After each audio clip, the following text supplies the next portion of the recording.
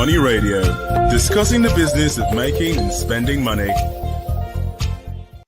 Hello there, welcome to another segment of your number one program on television, energy sector. And it's, of course, it's happening live on Money Radio. My name is Winifred Bebo, your host on the program.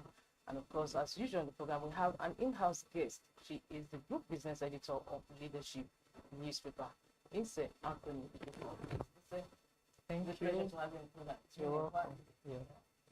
Obvious, our topic today is on stabilizing petrol supply amidst Forex scarcity. Stabilizing petrol supply amidst Forex scarcity. The deregulation of the downstream petroleum market was meant to break supply monopoly and make petrol more readily available in the country. But that has not been the case. 2 days ago, the nation was awash with fuel queues in our filling stations all across the country. And of course, there's no good saying the fact that the prices of the product increased a little. So what are the issues? Because Nigerians are actually wondering, now we are buying this fuel at high price. Why is it not readily available? That is the big question. Why is petrol not readily available? Like we saw the Petroleum Industry Act was signed into law, and the expectation then was that with that act in place, the market will be liberalized. The issue with many of the independent petroleum marketers before now was that because of the fuel subsidy in place, they independent marketers could not import their own or source independently for their product. So they were depending solely on the NNPC to import and then distribute to them. And of course, that was the reason. And most times, whenever there was a disruption in the supply chain, you will see these queues coming back. And so that was one of the things that a lot of people thought would become a thing of the past with the passing of the PIA, and then implementation began, and subsequent removal of fuel subsidy from petrol. But unfortunately, that has not been the case. We are still having the scarcity, and it begins to raise questions whether the PIA is actually enforced. Yes, I'm going to be coming to that because it's something that I'm always specific hammering on, especially in this program and other programs as well. Now, it's just like the prep for our program, the intro says, the regulation was meant to break the monopoly in the oil sector and make the products available. Now, but instead, from the look of things and from fillers here and there from oil marketers, independent ones, we are seeing a situation as if they are still relying on NNPC to do the import for them. Why is this so? That is the situation right now. After the PIA passage and commencement of implementation, especially after the removal of fuel subsidy, a number of the independent marketers actually began to import. The information from the Nigerian midstream and downstream petroleum regulatory authority says a number of the marketers imported in July, they imported in August. And so it is from September that we saw that the NNPC all of a sudden became the sole importer of petrol again. And currently, as we speak, no other marketer is able to import. And the reason is not far-fetched. Petroleum import from the international market needs foreign exchange. And we have seen the situation with the foreign exchange in the country, the scarcity. They are unable to source foreign exchange, and where they source, because of the volatility of the Forex market, if they may have gotten foreign exchange at a certain level, and then they've executed their import and all that. By the time they bring those products in, the cost of the petrol would have gone up, the cost of the foreign exchange would have increased, and then they would not be able to sell at the current at the price that it falls to. Because if you leave everything to the forces of demand and supply like it was meant to be, it means that typically for a product that is being sold, the selling price will depend on how much the seller got it from. They will get the product, they will put in their own operational cost, and then that will determine the price that the end user pays for it. But here again, we have not seen it like that. So many of them are like, it is not sustainable for us to import at this level, and then the burden all over has gone back to the NNPC, just as it was before the PIA and then the subsequent removal of fuel subsidy. Now, 2 days ago, in almost all across the nation, we saw that a queue returned back to the filling station because there was actually limited supply of the product. Instead, I want you to throw light. What happened? It's still basically the same thing. The marketers are saying they are not having products to lift at the depots, and again, those who need to transport the products to different parts of the country, we have seen a high spike in the price of diesel in recent times. We have seen the diesel crossing 1,000 per liter, and you know the marketers, they use diesel to transport their trucks to different parts of the country, and so by the time they buy diesel and it's amounting to over 1,000 naira per liter, and then they have to use it to transport petrol that is not up to, it's actually been capped at the risk at about 617 naira. That is NNPC price. And so how do they recover their cost? So a lot of them are just very reluctant because they tell you that this thing is not profitable for them, and so as a result of that, rather than throw in monies that are borrowed and then getting trapped, not being able to get those monies back, they would rather just shut down their stations and await a change in the situation. All right, thank you. Now, there's been reports of the federal government returning subsidy back to the product that is fuel. And of course, NNPC or the federal government keeps denying that nothing of the sort has actually happened. So what are we saying? And people are beginning to ask questions on, okay, why was that $3 billion from as Bank, why was it borrowed if it's not to caution the effect of this spiraling foreign exchange rate? What's the situation on ground? Federal government keeps denying global cat and mouse game that there's no subsidy. Subsidy has not returned. And instead, I ask you bluntly, has subsidy returned? The federal government insists that subsidy has not returned, and so we will stick to that. So what the federal government? They say subsidy has not returned. Even though it's not. Yeah, but really, we would say that if you look at the price of petrol in the international markets, and then the cost of foreign exchange, exactly, and then the landing cost of petrol, and every other component that goes into petrol, bringing it from the international market down into the filling stations, really, you would agree with me that petrol would not sell at the cost that it is selling. So now, that is being sold right now. So that means that somebody is paying. Okay, the marketers, the marketers, from their own calculation, they say that by now, with the current price of crude oil in the international market, the cost of the foreign exchange and the landing cost of petrol right now is in the neighborhood of 800 naira.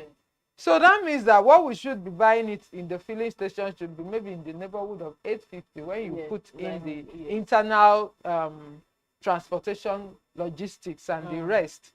But we are still seeing it at less than 650, it's only in the last 2 days that we have seen the independent marketers trying to up it minimally. So it means that somebody is bearing, someone somewhere is paying for the difference between the landing cost and what is being sold at the filling stations, even though the federal government still insists.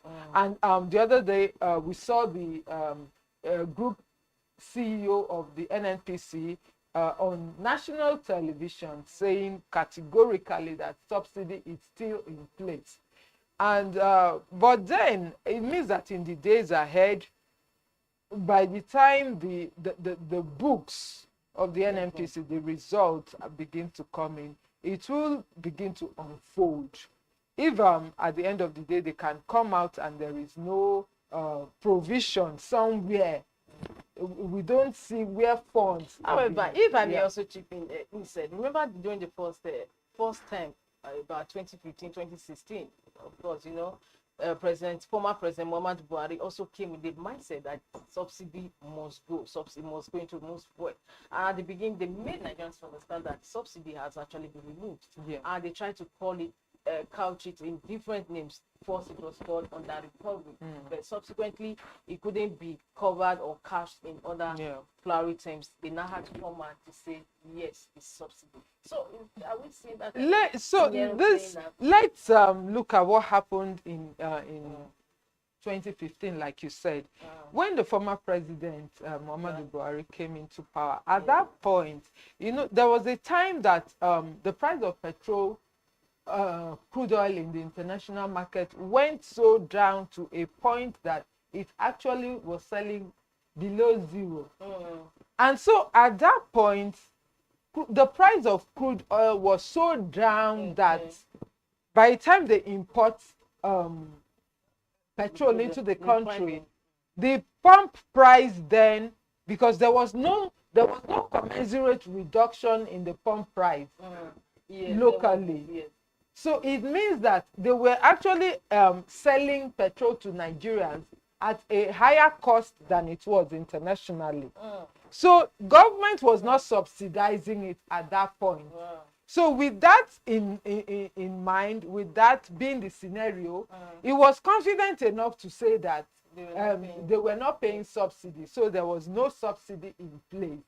However, as the price of petrol began to improve in the price of crude oil began to improve in the international market, and then with the country, those importing began to see that the cost of importing and evacuating and bringing those products into the filling station began to increase gradually.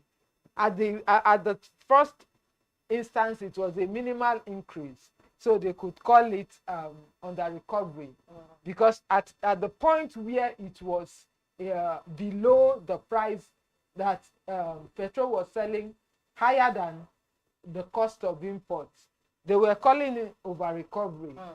So when it became lower, they now called it under recovery. But after a while, the cost was too much that they couldn't call it any of those flowery terms again, like you said. So they just have to go back to the name that we all know it, fuel subsidy. And it ballooned to a point that, as at the time the former administration exited, they said we were paying in the neighborhood of 400 billion monthly on subsidy. So we have seen, of course, the current administration came in and the president decided to, just remove it from the get-go. Of course, but the consequences are coming in. Nigeria is import dependent, and we need Forex to import. And we're not producing enough to have enough foreign reserves to be able to meet with this demand. And that is why we are seeing the situation as we are seeing it currently. All right, thank you so much, Lisa, for that. Well, on this note, we want to go on a break. I want to come back. We are going to be looking at other issues more on our topic today. Don't go away, just stay tuned.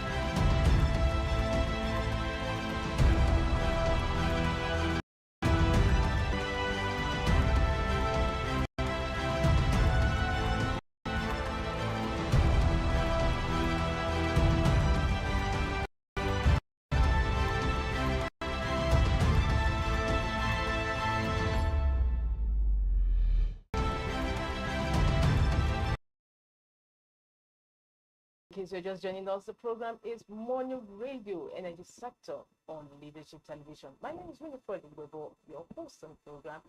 Because as usual, we always have an in-house guest, who is the group business editor of Leadership newspaper, Anthony Insen.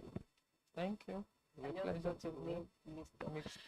Anyway, we are back and we are looking at the topic stabilizing petrol supply amidst Forex scarcity. Stabilizing petrol supply amidst Forex scarcity. Just before we went on a break, we were talking about federal government's cat and mouse game, saying that subsidy was not back, and that is coming in the midst of the fact that the NNPC borrowed or took a loan of $3 billion from Afrexim Bank to cushion the effects.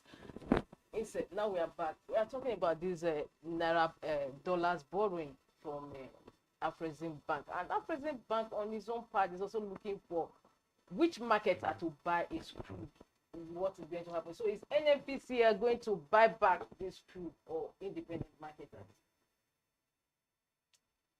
There is an arrangement for Afrexim Bank to extend money, a loan using petroleum product, crude.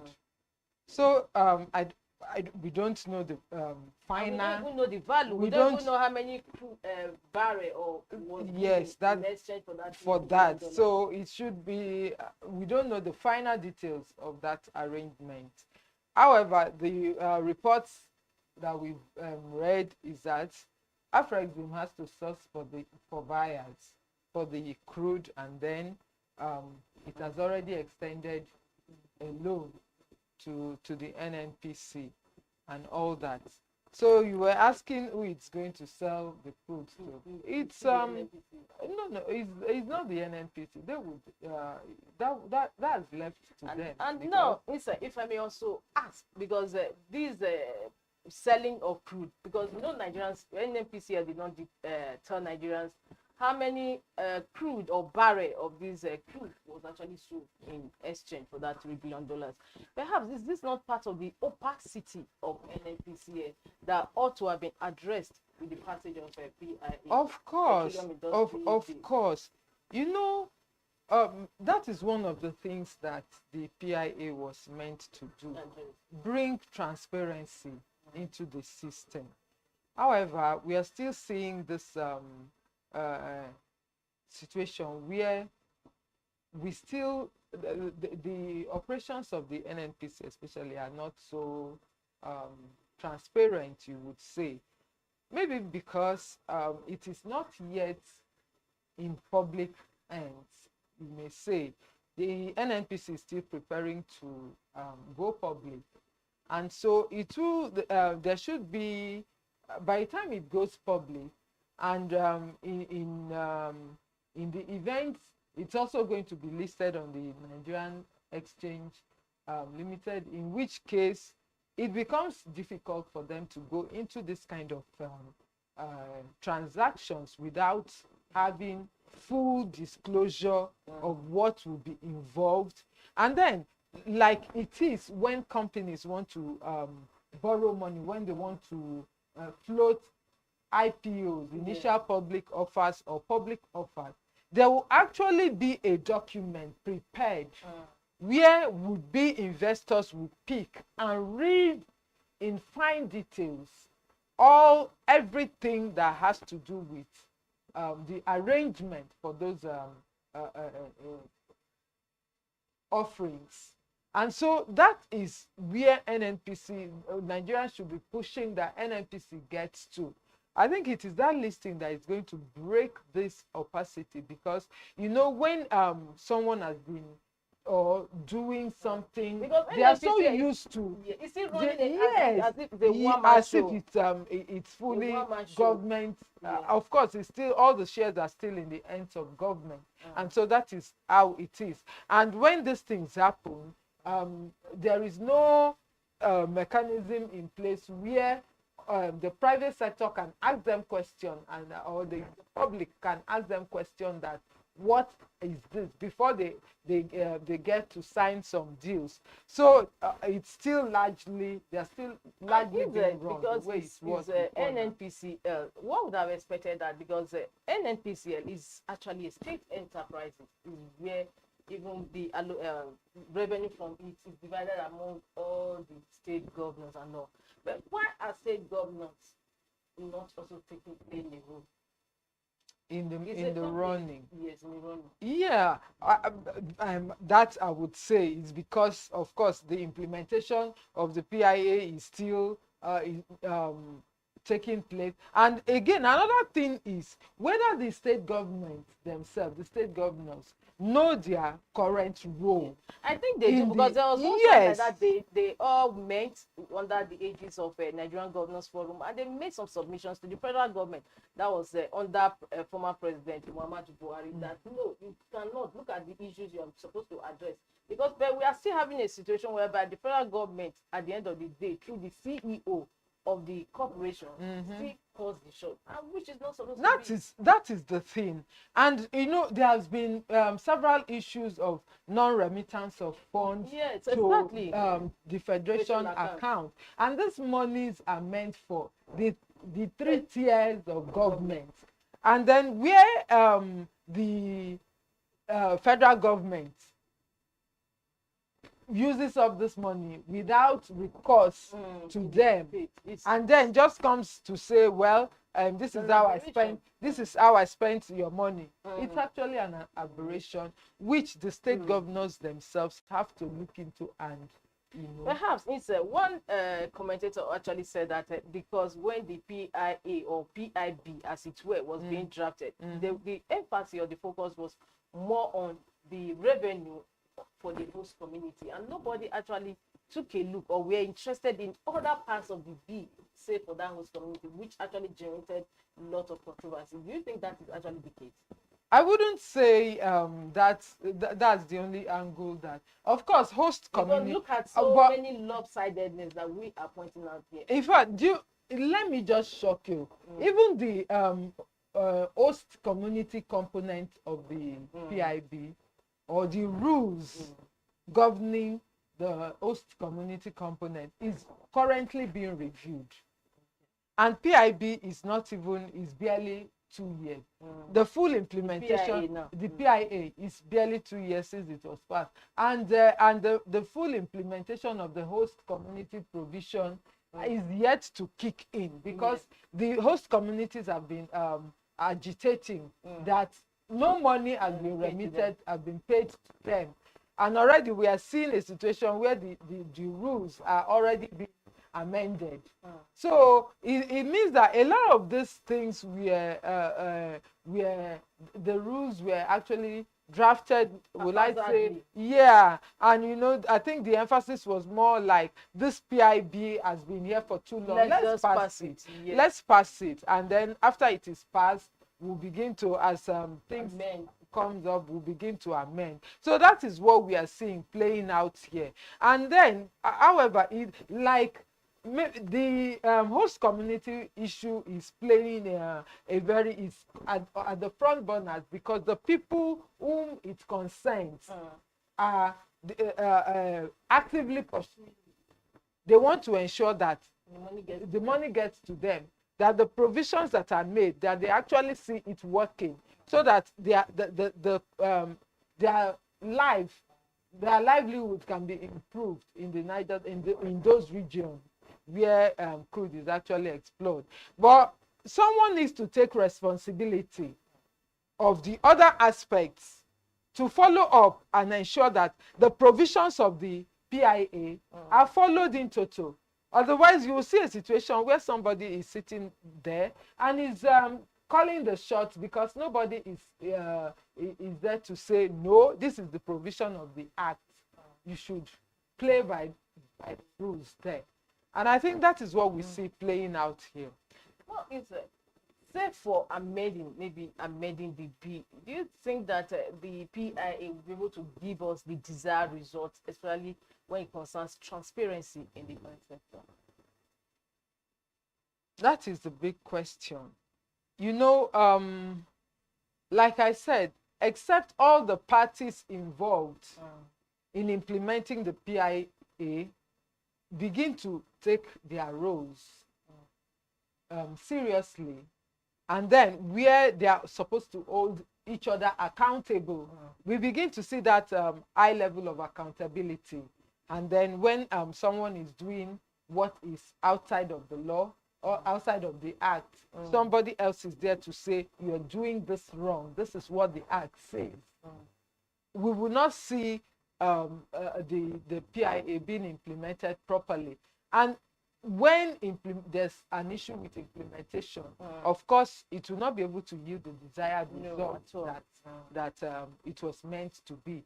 Like we have already seen what is happening in a situation where there are other issues, like the issue when the PIA said, okay, monopoly of petrol supply will be broken. NNPC, after the PIA, you are to supply 40% maximum. But now we are seeing a situation where the NNPC has taken over the role again. And that is contrary to the provisions of the PIA. And that means that the issue of foreign exchange was not looked at before no, just shortly before we go, because time is already running against us. What is the way forward? The way forward, like we've always said on this program, concerning meeting and stabilizing in-country consumption of refined products, is for Nigeria to refine its own products. We cannot be having crude, and then we take that crude out, we sell it, and then go and import the finished product. For whatever reason, Nigeria has to get to the point of empowering those who are setting up refineries, and then getting its own refineries to be working. The Pengasan, they have advocated that the Nigerian refineries should be removed from the hands of government. That the refinery should be concessions to the point where a private sector comes in to take in as much as 51%, so that it will be run as a business. And then the company will now be paying returns to the federal government, so that this thing will be, the moment it continues to be in the hands of government, like it is said, government has no business in business. So another commentator proved you wrong, that government actually should be in business, to be in charge of how is business. No, government, the major responsibility of government is to provide an enabling environment to bring up policies that will make the environment conducive for business to thrive. And then the private sector, who are profit minded, profit driven, will take the business and handle it as a business, and then pay returns to the government. Otherwise, we'll still have these issues recurring, and then year in, year out, we keep going around a vicious circle. The circle needs to be broken once and for all, so that Nigerians can make progress. Thank you so much, Issa, for your time, your incisive analysis of the issues in the oil sector. It's always a pleasure to have you on the program. Thank you. Look forward to seeing you same time next week on the program. Well, viewers, this is where we end. Draw the curtain on today's edition of your program, Money Radio Energy Sector. My name is Winifred Weber, and same time next week is another version of the program. Stay tuned. Bye. Thank you for watching. For sponsorship and advert placements, please contact 080-3688-6158. Last Word Leadership Podcast Studio. You have the last word.